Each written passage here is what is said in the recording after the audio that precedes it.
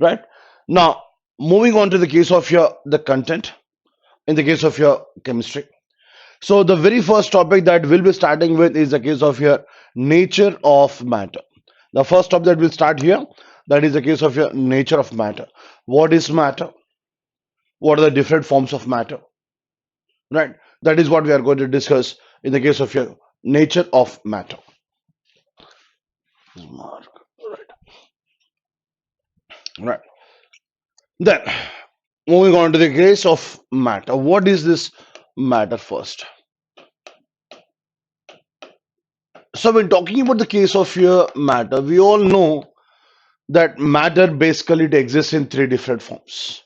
Basically, we say that matter is existing only in three different forms. That is the case of your solid, liquid, or else the case of your gas. But to the fact, matter exists in five different forms. We call it as the solid state, liquid state, the gaseous state. Apart from that, the plasma state and the Bose-Einstein condensate state. The plasma state as well as the case of your Bose-Einstein condensate state. So these are the five different forms of matter.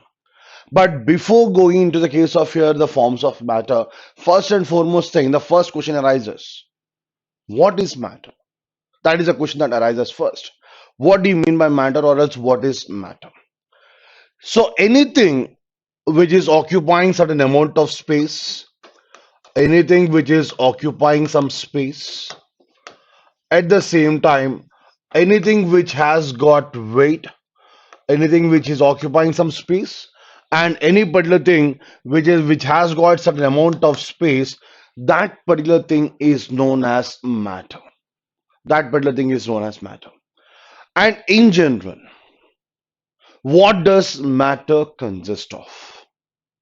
The matter, it consists of some minute particles. The matter, it consists of some minute particles. What do we call those minute particles? We'll see that later. Right, but in simple terms, we say matter consists of some minute particles.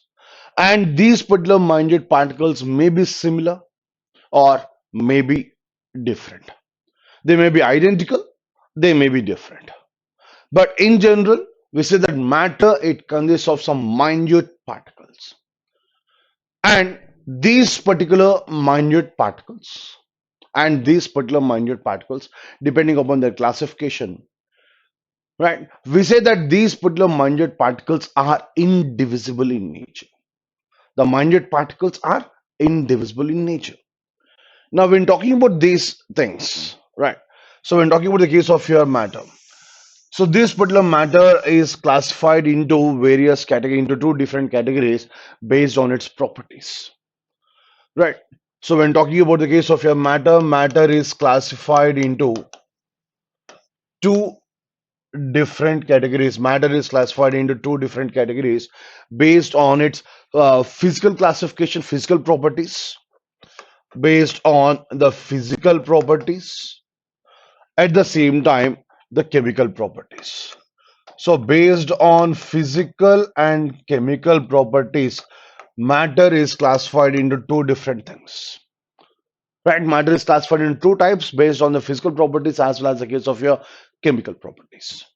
At the same time, when talking about the case of your physical properties, now based on physical properties, matter you further divide them, or else matter is further divided into five different types. That is the case of your solids, at the same time, the case of your liquids, then the case of your gases, at the same time, Bose-Einstein condensate state, Bose-Einstein condensate state, and then the last one, that is the case of your plasma state. So these are the five different forms of matter, and this particular classification of matter into five different types is purely completely based upon their physical properties. It's completely based upon their physical properties. Now, when I'm saying that, so you're classifying matter into five different cases, that is solids, liquids, and gases. But what is the basic difference between solids, liquids, and gases? Now we all know what is a solid, what is a liquid, or what is a gas. So when you're talking about the case of a solid, the substances in which the atoms and the molecules are regularly, periodically, systematically arranged. The substances in which the atoms and molecules are arranged in a very regular manner, in a very periodic manner, in a very systematic manner. That is what you're calling it as a solid substance. And these particular solid substances, generally, the melting points as well as the boiling points of these particular solid substances are in general, they have got a precise value, accurate value, depending upon the nature of the substance. Most of these particular solid substances, most of these particular solids, they have got a well-defined melting point as well as boiling point. At the same time, in terms of your strength, the solid substances, they are more strong when compared to the case of your liquids as well as the case of your gases. And the most important property that is exhibited by the case of your solids is that the solids exhibit elasticity.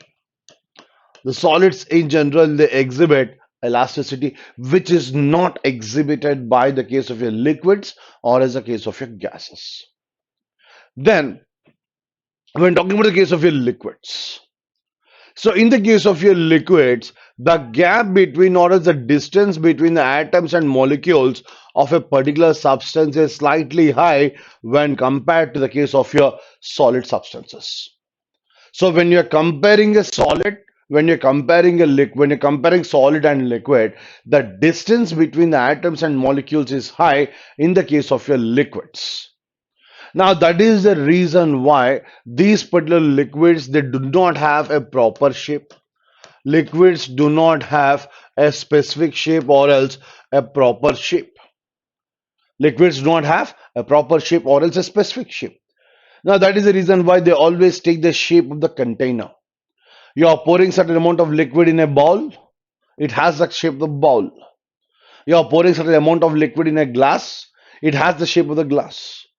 Right? So whatever is the shape of that particular container, whatever is the shape of that particular container, right? Liquids will have that particular shape. Then at the same time, the moment you are talking about the case of your gases.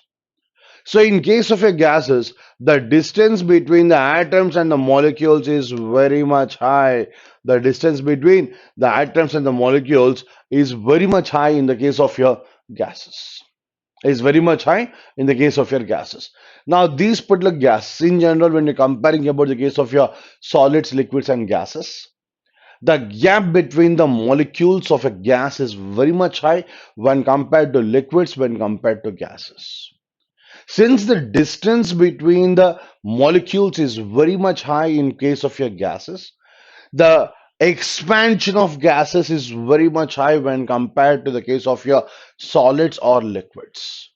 The expansion is very much high when compared to the case of your solids and liquids. The expansion of gases is very much high. They just keep on expanding for a very, very small rise in temperature. The moment the temperature is changing by a small value, the expansion of gas is very much high when compared to the case of your solids as well as the case of your liquids. Right? At the same time, the other two states of matter, we call them as the case of your Bose-Einstein condensate state as well as the case of your plasma state. Right? So these are the five different types of matter. Now, this particular classification of matter, this is completely purely based only on the physical as well as the chemical properties of a particular substance. The physical as well as chemical properties of a particular substance. Right? Now, moving on to the case of your chemical properties. So, when talking about the case of your chemical properties, right? So when talking about the case of your chemical properties, so based on the chemical properties, based on chemical properties, now these particular the matter, you are classifying this one into two different cases. Matter is classified into two different cases. One is the case of your pure substances. One is pure substances. At the same time, the other one is mixtures. Pure substances as well as the case of your mixtures. So Based on chemical properties, you are classifying matter into pure substances as well as the case of your mixtures. So these particular pure substances, you further classify them into two things. One is the case of your elements. One is elements and the other one is compounds. Elements as well as the case of compounds. So when talking about the case of your elements, right? Now these particular elements, they are further classified into elements. They are further classified into right metals,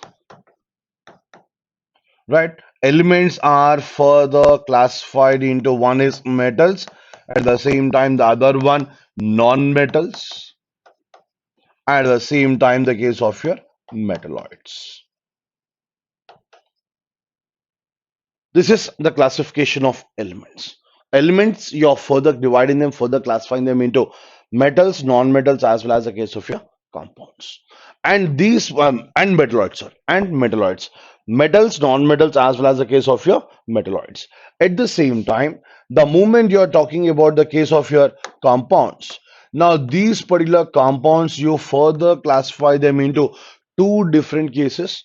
One is the case of your organic compounds, other one is inorganic compounds. Organic as well as the case of your inorganic compounds. Then finally moving on to the case of your mixtures. So these particular mixtures, you classify them into two different types. One is the case of your homogeneous mixtures, and the other one, it is known as heterogeneous mixtures. Homogeneous as well as the case of your heterogeneous mixtures. So when talking about the case of your homogeneous mixtures, right. Now, these particular homogeneous mixtures, you just have got only one category here. That is the case of your pure solutions. Homogeneous mixtures, you simply have got only one category. That is what you call it as the pure solutions. But wherein the moment you're talking about the case of your heterogeneous solutions, right? The moment you're talking about the case of heterogeneous solutions, so these particular heterogeneous solutions, you classify them into three different categories. That is the case of your suspensions. We call them as the case of your suspensions. We call them as the case of your emulsions. And finally, the case of your colloids. And colloids. Emulsions, suspensions, as well as the case of your colloids. Now, this is the broader classification. This is the broader classification of matter. How we are classifying matter into, right? So how we are classifying matter into different cases based on their physical as well as the case of your chemical properties. Now already we have discussed what is physical properties. So based on physical properties, you are classifying them into solids, liquids, gases, Bose-Einstein state as well as the plasma state. But this particular classification is very, very important from the examination point of view. So recently, if you're observing the recent trends, so you are getting more number of questions on the case of your mixtures, especially the case of your suspensions, emulsions, as well as the case of your colloids. So we are getting questions based on this. The examples for emulsions, the examples for colloids, right? And the examples for the case of your emulsions, emulsions, suspensions, as well as the case of your colloids. Generally, we are getting more number of questions based on these things. At the same time, one particular thing, that is the case of your the properties of metals, non-metals, as well as the case of your metalloids. So we get questions based on these things. So we are not expecting questions on organic examples for the case of your organic or inorganic, or as the case of your homogeneous, but we are getting some questions based on elements, at the same time the case of your heterogeneous mixtures and its classifications. Right now, moving on to the case of your pure substances. Now, these particular pure substances, you are classifying them into two categories. One is the case of your elements, and the other one is known as the case of your compounds. Elements as well as compounds. So, when talking about the case of your elements, so what are these particular elements? What are these particular elements? So, when talking about the case of elements, right? So, these particular elements, They are the simplest form of the matter. The simplest form of the matter. Any particular element, that is what you're calling it as the simplest form of matter.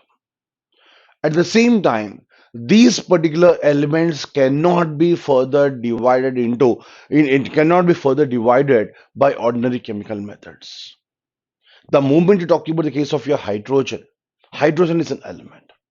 Hydrogen cannot be further broken down by any of the methods, right? You cannot split hydrogen by ordinary chemical methods. So you're talking about the case of your, we are not talking about the case of your chemical reactions, the splitting or as a breaking of hydrogen into something else, right? Now, at the same time, here, when you're talking about the case of your elements, right? Just one thing,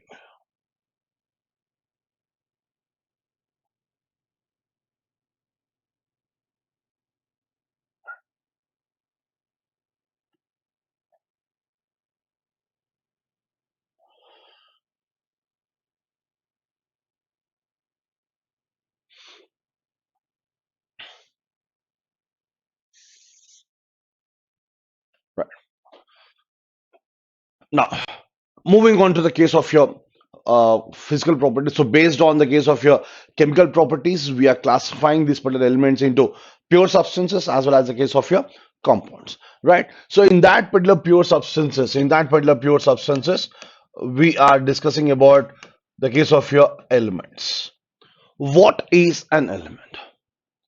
When talking about the case of your elements and compounds, we need to have some basic idea about what is the difference between an element, what is the difference between a compound, right? When talking about the case of your elements, now these particular elements, they are the simplest form of matter. They are the simplest form of the matter. And this particular, the simplest form of matter, it cannot be broken down. It cannot be broken down, right? Into, it cannot be broken down further by ordinary chemical reactions. By ordinary chemical reactions, an element cannot be broken down further, right? Any particular element that you're taking. As of now, in the case of your modern periodic table, we have got almost 118 elements in the periodic table. 118 elements in the periodic table. Now, these particular elements in the periodic table, they cannot be broken down further by ordinary chemical reactions. At the same time, the moment you're talking about the case of an element is made up of entirely similar atoms. An element is entirely made up of similar atoms. One particular element you're talking about the case of your hydrogen, or else you're talking about the case of your nitrogen, or is the case of your gold or silver or uranium or thorium, any particular element that you're taking. So each and every particular element is entirely, completely made of only one type of atom. Identical types of atoms are present in the case of a particular element.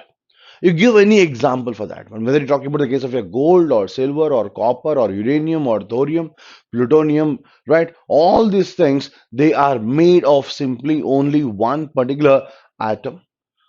The composition of these particular elements are identical, right? All the atoms which are present, they are always identical in nature. That is what you're calling it as an element. At the same time, the moment you're talking about the case of your compound, what is a compound? So a compound is formed by the combination of two or more elements. Now, whenever two or more elements are combining with respect to one another, whenever two or more elements are combining with respect to one another, then they result in the formation of a particular thing which you're calling it as a compound.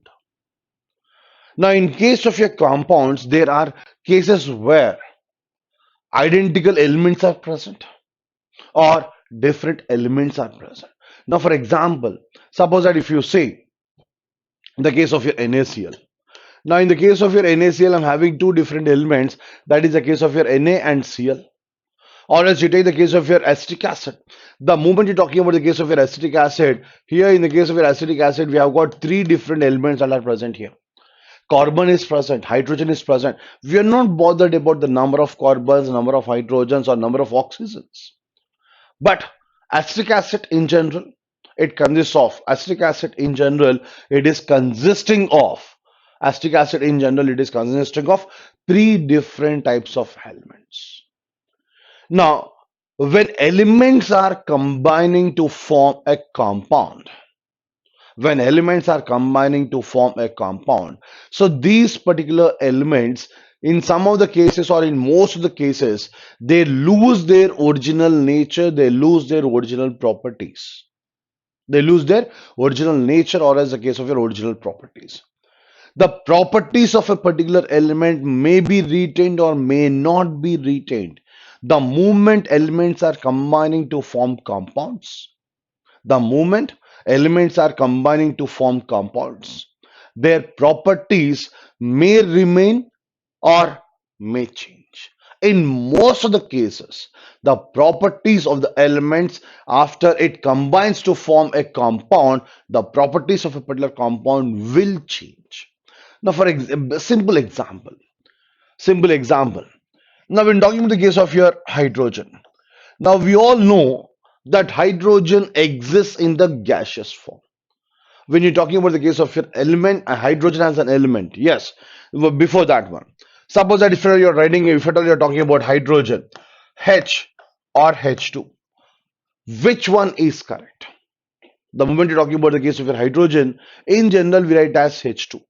Suppose that if at all someone is writing hydrogen as H, in that particular case, is it right or wrong? Or else oxygen, we write as O2. If at all you're writing oxygen as O, is it right or wrong? Right? So both are correct. Oxygen as O is correct. Oxygen as O2 is correct, but it depends upon the situation, it depends on the context. Whether you are referring to hydrogen as an element, then in that particular case you need to write as H. So if at all you are referring to hydrogen as a gas, then you need to write as H2. Oxygen as an element, O. But as a gas, you need to write as O2. So H2O2, or else H and O. Elemental form H and O. The gaseous form H2 and O2. So that is the reason why H and H2 both are correct, O and O2 both are correct. Now here in this particular case, when I'm talking about the case of your hydrogen as an element, right? We know that hydrogen exists in the gaseous form. At the same time, oxygen, even this one, it also exists in the gaseous form. So both these particular elements, hydrogen and oxygen, both these elements, they are existing in the gaseous form. They are existing in the gaseous form. The moment two atoms of hydrogen, the moment two atoms of hydrogen, they are combining with, the moment two atoms of hydrogen are combining with one oxygen, it results in the formation of a particular compound, which are calling it as H2O. The moment two atoms of hydrogen are combining, the moment two atoms of hydrogen are combining with one atom of oxygen, then in that particular case, it results in the formation of H2O molecule, H2O compound, right? And this particular H2O, we all know that water, it exists in the liquid form. So hydrogen and oxygen basically both are existing in the gaseous form. The moment they are combining, right, the moment they are combining, it is resulting in the formation of a compound which is existing in the liquid form.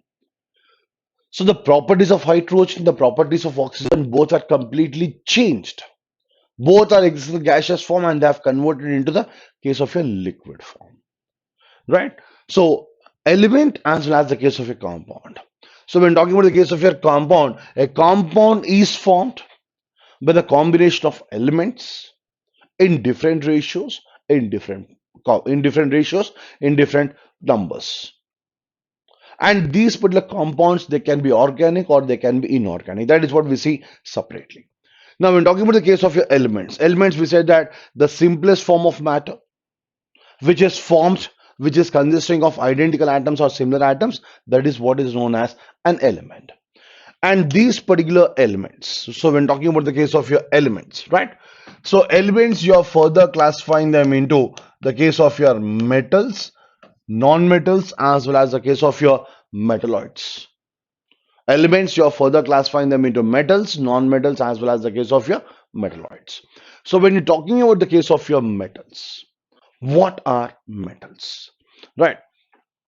Or else the metals, they have got some properties. Here we'll try to discuss the properties of metals.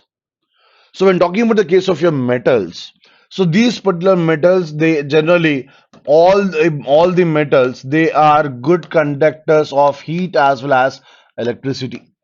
Metals are good conductors of heat as well as the case of your electricity. At the same time, when talking about the case of your metals, these particular metals, they possess well defined melting points and boiling points. The boiling points as well as the case of melting points of metals are well defined. So we can say that a particular metal will start melting at this particular value, will start getting converted to a liquid form at this particular value. That is what can be specified in the case of your metals. But whereas in the case of other substances, we cannot specify that particular thing. Right? At the same time, when talking about the case of your metals, metals possess a luster. Metals possess luster. Luster in the sense what? The shining nature. All the metals, they possess luster. That is what you call it as the shining nature. We are supposed to use the technical words. That is the reason why I'm using this word, which you're calling it as luster. Metals possess luster, which are calling it as the shining nature. At the same time, metals possess a property known as malleability. Almost all the metals, they possess a property known as malleability. So what is this particular thing which are calling it as malleability? The property of conversion of a metal into thin sheets or thin foils, that is known as the case of a malleability. The best example. Now, for example, whenever you go to any particular sweet shop, right, you find that on the sweets, you find a white colored shining layer. White colored shining layer. So, in general, that is nothing but the case of that is nothing but the case of your silver. That is nothing but the case of your silver. The moment you are going for a good quality sweet shops, sweet houses, then in that particular case, they'll be using the case of your silver. Or else the next class of your sweet shops, as of now, even these days, they are even using even aluminum also. But the thing is that suppose that if a person is giving you 1 gram of silver or 1 gram of aluminum, a piece of silver, 1 gram of silver exactly. So the moment someone is giving you 1 gram of silver, is it possible to eat that particular silver? Is it possible to digest that particular gram of silver? Or else you're using even gold also? Is it possible to eat gold, digest it? No, definitely not. So that particular silver, that particular gold, you are converting that one into a very, very thin foil, which is having a thickness less than the thickness of your paper. Less than the thickness of your paper. And that particular thin foil, when you're using it on the sweets, we are able to eat that particular sweet and able to digest that particular sweet. So that particular property of conversion of a metal into a thin foil, that is known as the case of your malleability. That is known as malleability. So when talking about the case of your malleability, right? So of all the substances that we are having, gold is the one which is having the maximum amount of malleability. Gold is the one which is having the maximum amount of malleability. At the same time, you have the metals exhibit one more property which are calling it as ductility. Metals exhibit one more property which is known as ductility. So what is this particular ductility? Conversion of a particular metal into thin wires, right? So malleability is nothing but conversion of a particular metal into thin foils or thin sheets. That is what is known as malleability. At the same time, conversion of a particular metal into thin sheets, right, uh, thin wires. Conversion of a particular metal into thin wires, that is known as the case of your ductility. Thin foils or thin sheets, that is known as malleability, and into thin wires, that is known as the case of your ductility. So when talking about the case of your malleability, gold is the one which is having the maximum amount of malleability. At the same time, platinum is the one which is having the maximum amount of ductility. Platinum is the one which is having the maximum amount of ductility. So you need to convert a particular metal into thin wire. You need to convert a particular metal into thin wire. The property of converting a particular metal into thin wire, that is known as the case of your ductility.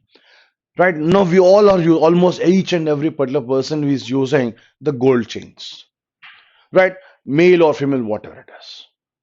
Now, suppose that if at all 10 grams of gold, with just 10 grams of gold, how big chain can you make? That is the question. Just 10 grams of gold. How long chain can you make? How big chain can you make? That is the thing. So when talking about the case of your gold in general, right? So we are using 10 grams of gold for wearing a chain. Most of them, they are used the chains, right? So with 10 grams of gold to the maximum, we feel that we can make a wire of 1 meter or else 2 meters length. But the fact is that with 10 grams of gold, we can make a wire of almost 1 kilometer length, right? That is the property of these particular metals. So you can convert a particular metal into thin wires, which is known as the case of your ductility, which is known as ductility. The property of conversion of a metal into thin wire is known as ductility. So these are some of the properties of the case of your metals, right? At the same time, we go for the case of your non-metals. So when you're talking about the case of your non-metals, the properties of non-metals, how they differ from the case of your metals. Now, these particular non-metals, generally they are poor conductors of heat and electricity. They are poor conductors of heat as well as the case of your electricity. I'm writing in short forms, right? So non-metals, they are poor conductors of heat as well as the case of your electricity. Now, in general, when talking about the case of your electricity, right? So graphite, it is a non-metal. Graphite, it is a non-metal. So graphite, even though it is a non-metal, it is a good conductor of electricity. Graphite in general, it is a good conductor of electricity. Good conductor of electricity. All the non-metals, they are poor conductors of heat as well as electricity, but wherein graphite, even though it is a non-metal, it is a good conductor of electricity. Graphite, even though a non-metal, it is a good conductor of electricity. At the same time, these particular non-metals possess a range of melting and boiling points. The range of, right, they possess a range of melting as well as the boiling points. The melting points as well as the boiling points of these particular substances, of these particular non-metals, they are not well defined, they are not accurate, they are not sharp, right? They have got a range of melting points as well as the case of your boiling points. But at the same time, when talking about the case of your non-metals, non-metals do not possess luster. Non-metals do not possess luster. What do you mean by luster? Right? Nothing but the case of a shining nature. Non-metals do not possess luster, with an exception to the case of your iodine. With an exception to the case of iodine. Iodine, even though it is a non-metal, it is possessing luster. It possesses the shining nature. Iodine, even though it is a non-metal, it possesses shining nature. At the same time, these particular non-metals, they do not possess malleability. Non-metals, they do not possess malleability, is not present here. which means non-metal, we cannot convert that into a thin foil or a thin sheet. At the same time, you talk about the case of your ductility, right? Even non-metals cannot be converted to ductility. Non-metals do not possess ductility, which means non-metals cannot be converted into thin wires. Non-metals cannot be converted into thin wires. So even these properties are not present in the case of your non-metals. Right? So this is about the case of your non-metals. So when talking about the case of your non-metal, examples for non-metals. Carbon is a non-metal. Phosphorus is a non-metal. Silicon, right? Silicon, we say that in a separate case. We'll see what is that. So in general, carbon, phosphorus, we say that these two are non-metals. We have got many more even, right? We'll see even that also. So when talking about the case of your next one, that is the case of your metalloids.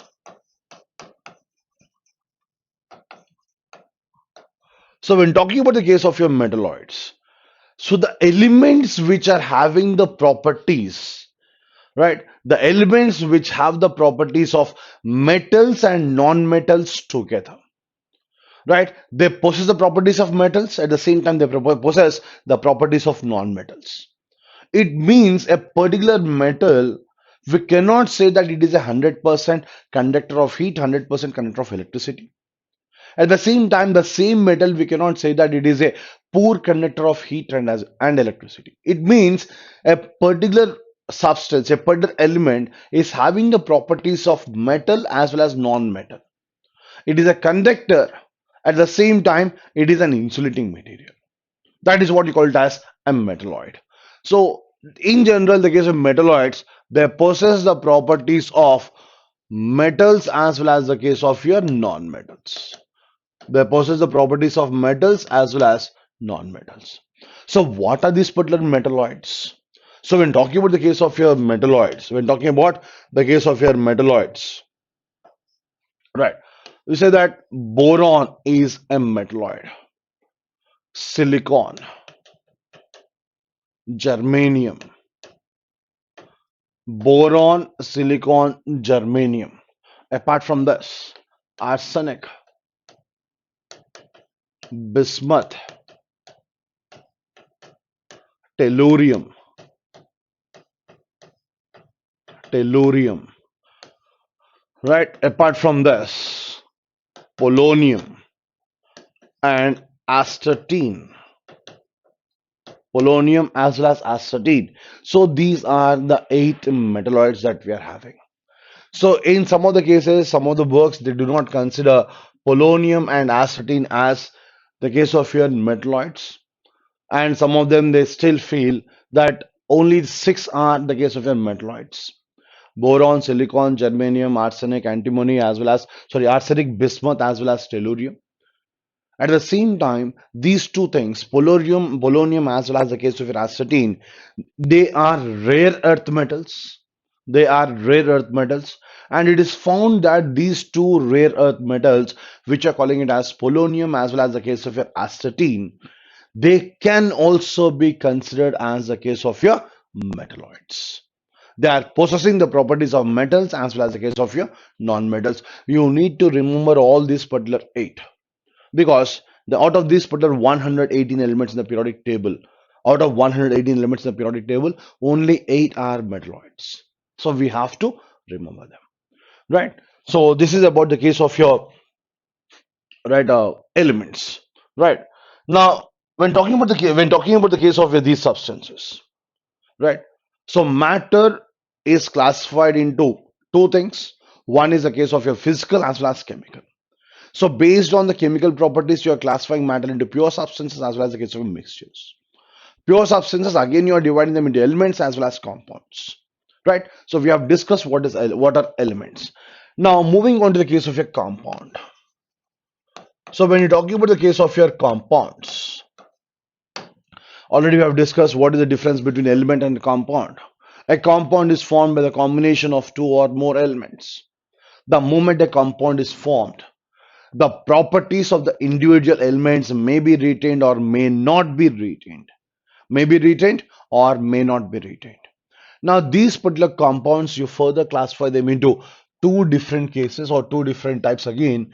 Compounds are again further divided into two types. One is the case of your organic compounds, and the other one is inorganic compounds. Organic as well as the case of your inorganic compounds. So when talking about the case of your organic compounds, what are organic compounds? The compounds which we are extracting, which we are getting, which we are obtaining from living beings, from living sources. That is what we call it as organic compounds. For example, you talk about the case of your carbohydrates, proteins, fats, vitamins. Now, whenever we are taking something, it means that whenever you are having something, whenever you are eating something, right, that food after getting digested in the stomach, it gives certain amount of energy to the body in the form of your carbohydrates, proteins, or fats, right? Sugar, the different forms of sugar that you are having. You're talking about the case of your different types of vitamins that you're having. You're taking the leafy vegetables, right? So the moment you're taking the case of your leafy vegetables, you're getting one type of vitamin. The moment you're having the case of your carrots, potatoes, all these things, you're having one type of vitamins. So so the thing, okay, the compounds that we are getting or we are extracting from the case of your living beings or living resources, we call them as the case of your organic compounds. And the most important thing is that in the case of your organic compounds, right? So the compounds in general which consist of carbon. Now, these particular organic compounds, we even refer them as the case of your hydrocarbons also. Organic compounds, they are also even referred as hydrocarbons. What are these particular hydrocarbons? The substance, the compounds which are consisting of hydrogen and carbon. The compounds which are consisting of hydrogen and carbon, they are referred as hydrocarbons. In all the organic compounds, carbon is present. In all the organic compounds, carbon is present. Right? So the presence of this particular carbon and hydrogen, right? It is must and it is mandatory in the case of your organic compounds. Then, coming to the case of your inorganic compounds, the compounds that we are extracting from the case of your non-living beings, the compounds that we are having from the case of your non-living beings, that is what is known as the case of your inorganic compounds.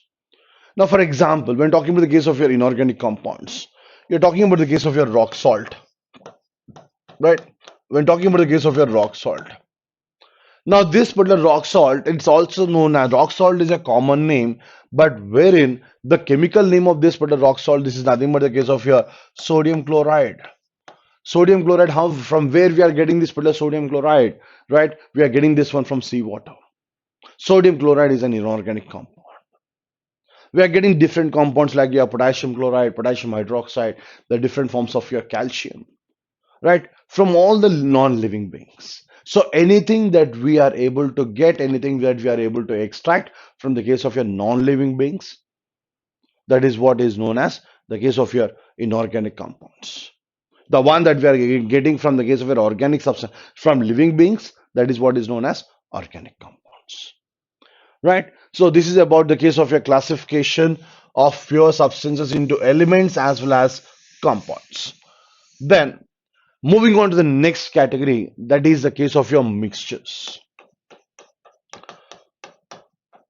So chemically, matter is classified into pure substances as well as the case of your mixtures. So when you're talking about the case of your mixtures, what are mixtures? Right? So a substance which is obtained, a substance which is which we are getting, which we are deriving, a compound which is obtained by combining two or more substances, that is what is known as a mixture. A compound which is obtained by getting a compound which is obtained by combining two or more things, that is what is known as a mixture. And these particular mixtures, you are classifying them into two cases. One is a case of your homogeneous mixture. One is known as homogeneous mixture, and the other one is known as heterogeneous mixture. Homogeneous as well as the case of your heterogeneous mixtures. So when talking about the case of your homogeneous mixtures, what are these particular homogeneous mixtures? Now, when I'm combining two or more substances, now for example, the moment I'm combining water, one sugar, the moment you're adding water and sugar, the moment you're adding water and sugar, right? We know that sugar will dissolve in water. Sugar is completely dissolved in water. The moment you are adding sugar to water, after some amount of time, you cannot identify, just by seeing water, you cannot identify that the water is a salt water or sweet water or else an ordinary water. Because the moment you're adding salt, it dissolves in water.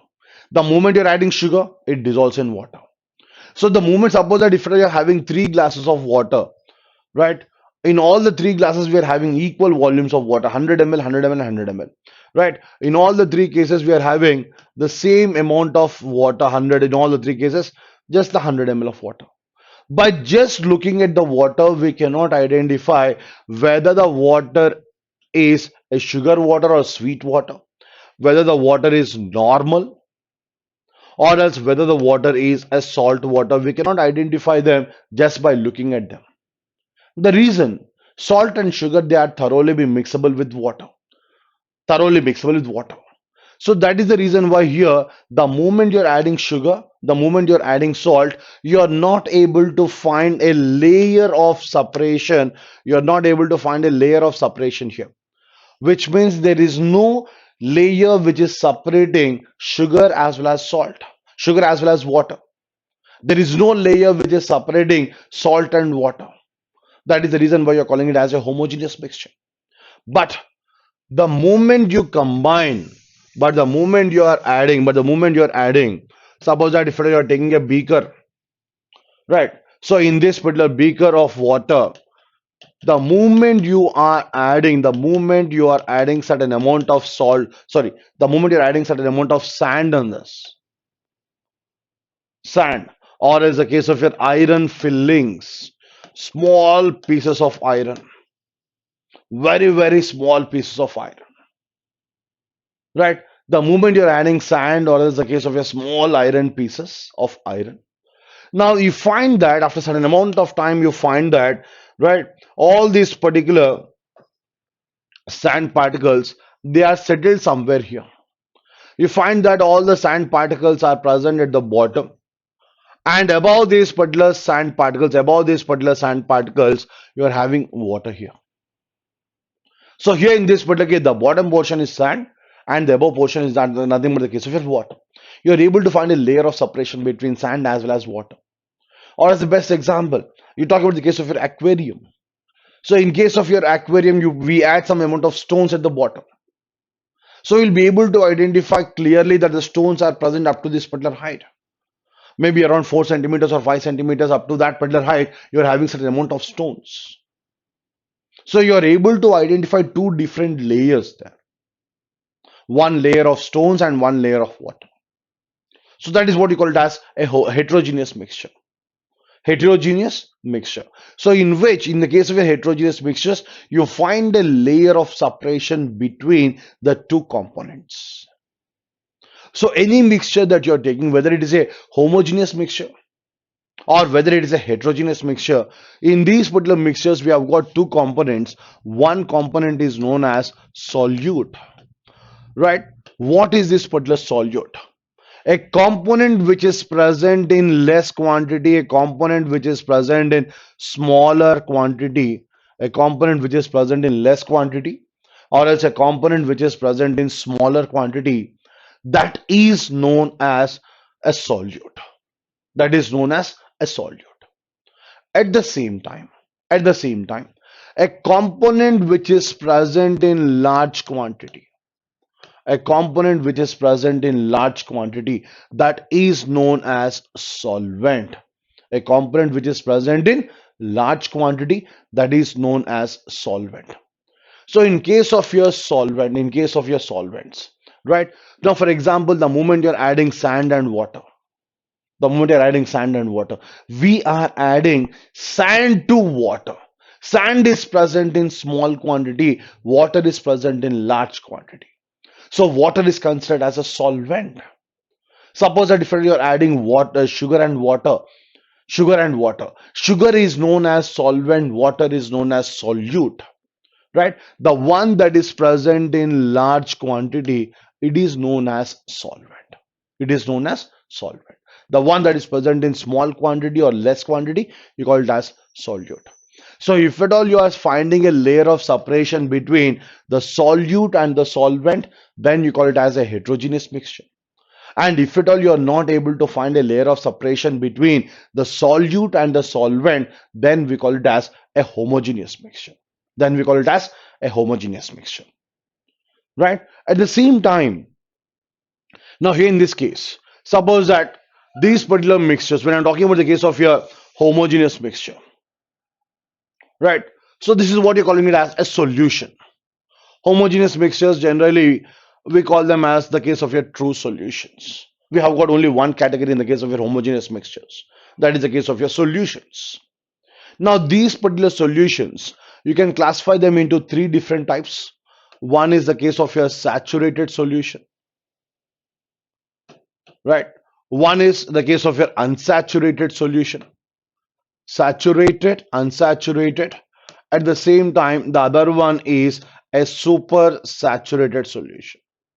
Super saturated solution. We have got three different types of solutions.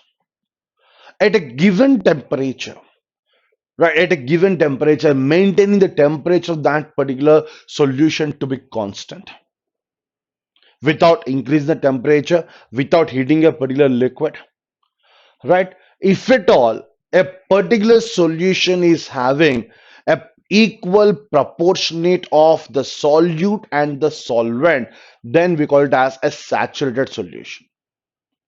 In simple terms, at a constant temperature,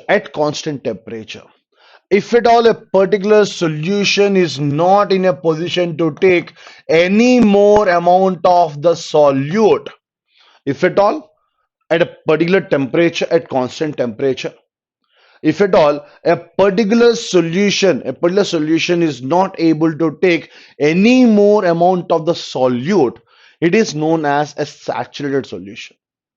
A simple example, suppose that whenever you're having a cup of tea or coffee, you add around 1.5 spoon or else 2 spoons of sugar. Many of them in general they take 2 spoons of sugar. A cup of tea or milk or coffee, you're adding 2 spoons of sugar. So the moment you're adding 2 spoons of sugar to that particular milk or tea or coffee, it is a perfect thing. It is a perfect one. If at all you are adding 4 spoons of sugar to that one, then you find that then you find that even after mixing it, you find that some amount of sugar is left at the bottom, which is undissolved, which is undissolved. If a particular solution is having more amount of the solute than required, than it can take, if a particular amount of solution is having more amount of solute than what it can take, that is what is known as super saturated solution. 1 cup of tea, you're having 4 spoons of sugar. That is what you call it as a super saturated solution.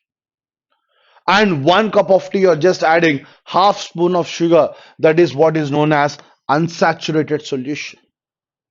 If a particular solution can take more amount of solute than what is added, than what is present, that is what is known as the case of your unsaturated solution. If a solution is able to take more, you call it as unsaturated. If a solution is having excess amount of solute, that is what is known as supersaturated. If a solution is having an appropriate amount of solute, that is what you call it as a saturated solution. That is what you call it as a saturated solution. Right? Then a quick look what you have discussed. When talking about the case of your matter, what is matter? The term for any type of material, anything that is having certain amount of mass and that is having certain amount of space, that is what you call it as matter, right? Which is occupying space and which has got certain amount of mass, that is what you're calling it as matter. And the particles of matter are very, very small in size. At the same time, they have spaces in between them. They keep on moving constantly. It depends upon the nature of that particular matter, whether it is a solid one, whether it's a liquid, or whether it's a gas. It depends upon the nature of that one. They are attracted towards each other. That is the reason why the molecules are binded together in the case of your solids or liquids, or else in the case of your gases. Then, this is the classification of matter. So, when talking about the case of your matter, you are classifying that into physical properties as well as the chemical properties. So the case of your physical, you're classifying that into five categories here: solids, liquids, gases. Apart from this, the Bose-Einstein, at the same time, the case of your plasma state, the five different states of matter. At the same time, the chemical classification, pure substances as well as the case of your mixtures, pure substances as well as the case of your mixtures.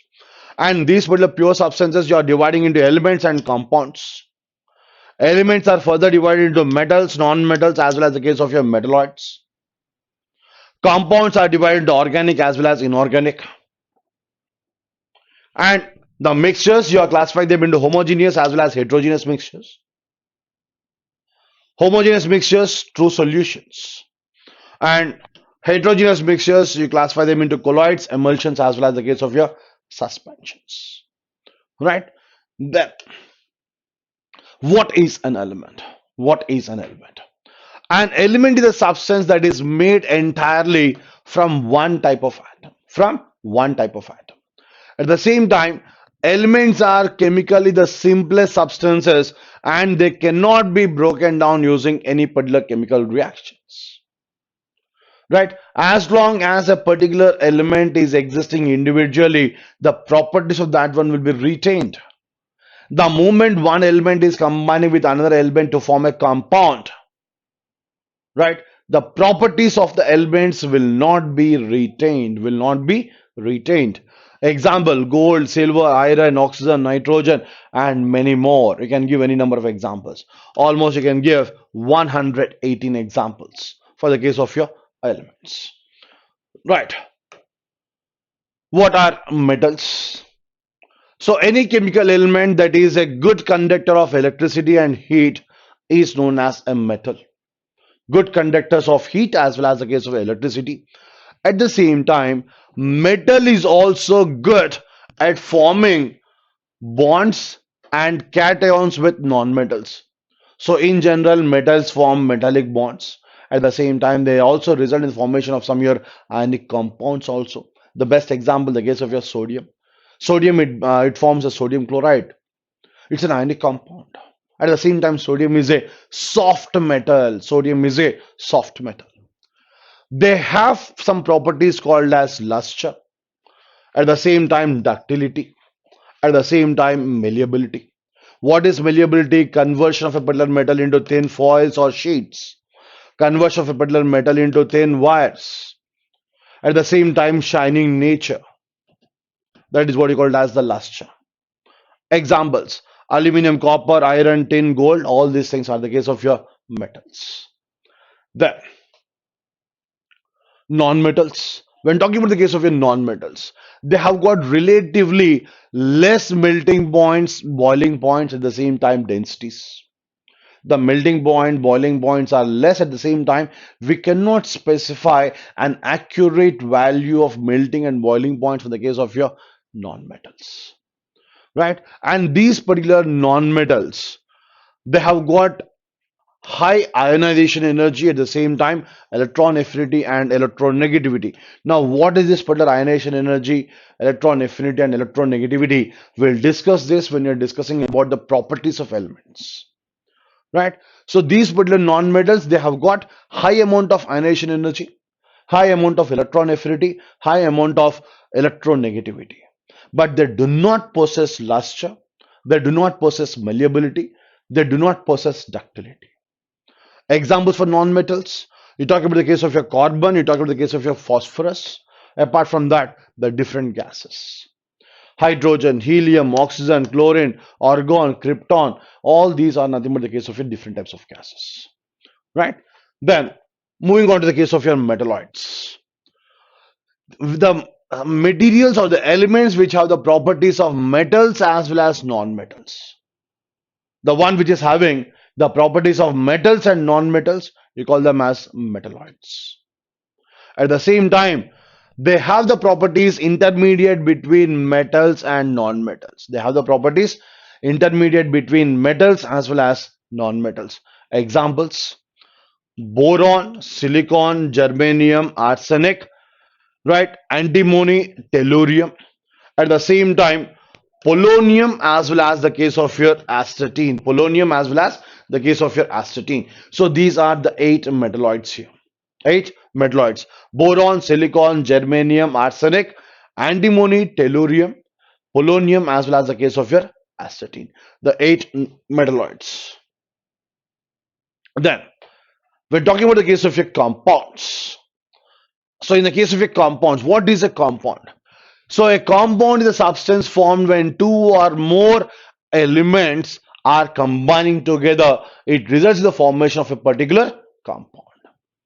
And these particular compounds, from where you are getting these compounds? We are getting these compounds from case of your living sources, right?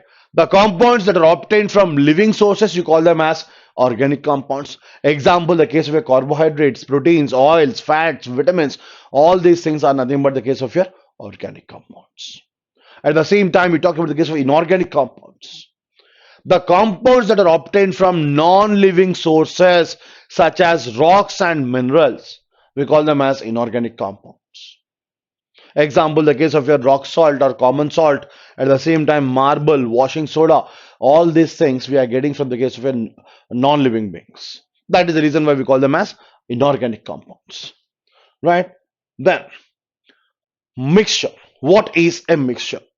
So a material which is obtained by mixing two or more substances in any particular ratio. In any particular ratio, that is what is known as a mixture. The properties of the components in a mixture remain unchanged. Now, the moment you are adding sugar to water, the water, it is still present in the liquid nature. At the same time, the sugar is also possessing its sweetness. The moment you're adding salt to water, water is having the liquid nature. At the same time, salt is also possessing its saltness. Both the components are retaining their own properties. Example, milk is a mixture. Seawater, petrol, paint, glass, cement, wood, all these things are the different mixtures. All these things are the different forms of mixtures. Then, when talking about the case of your homogeneous mixture, what is homogeneous mixture? A mixture is said to be uniform, is it said to be homogeneous if it is having a uniform composition throughout and you don't found any particular visible boundaries. If at all there is no visible boundary, then you call it as a homogeneous mixture. Example, common salt dissolved in water, sugar dissolved in water, iodine dissolved in CCl4, or else benzene in toluene and methyl alcohol in water. Methyl alcohol in water. All these things, they form a perfect homogeneous mixtures. Then, moving on to the next one, that is the case of a heterogeneous mixtures. A mixture is said to be heterogeneous if it is not having a uniform composition throughout. If it is not having uniform composition throughout, at the same time, if it is having some visible boundaries of separation. Best example, mixture of sulfur and sand, mixture of iron fillings and sand, mixture of sand and water, mixture of iron fillings and water. That are the best examples for the case of your heterogeneous mixtures, right? And these particular mixtures, when talking about the case of your homogeneous mixtures, they consist of only one particular thing which you're calling it as a solution. And in the case of a solution, we find solute as well as the case of a solvent. But what is a solvent? The component that is present in small quantities is known as solute. Is known as solute. And in the case of a sugar and water, sugar is considered as solute. In the case of salt and water, salt is considered as solute.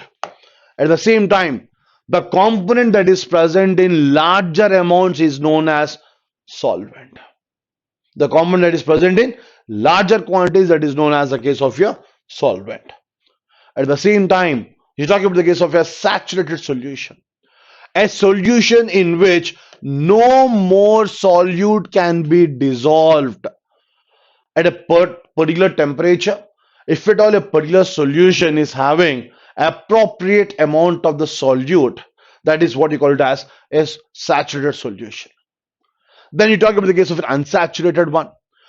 A solution in which more solute can be dissolved, that is known as unsaturated solution.